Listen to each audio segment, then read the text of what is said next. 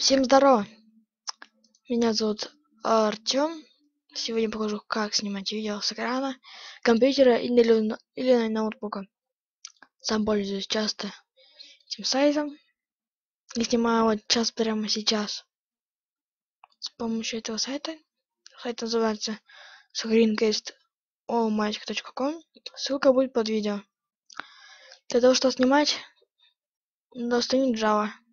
Это будет легко, не бойтесь. Так, скачать его можно вот отсюда. Ссылка тоже будет под видео.